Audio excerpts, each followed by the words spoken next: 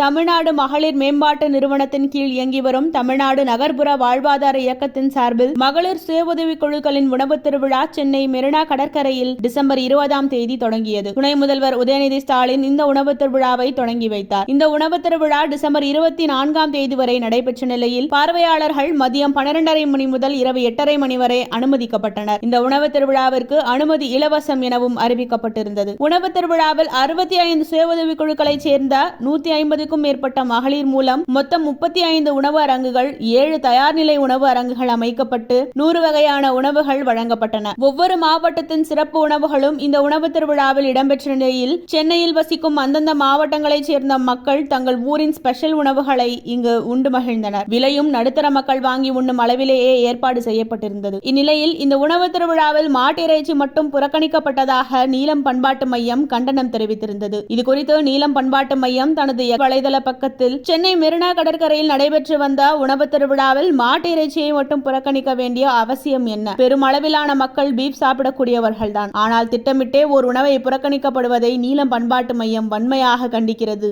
என்றும், உணவு எங்கள் உரிமை என்றும் அந்த பதிவில் குறிப்பிடப்பட்டிருந்தது.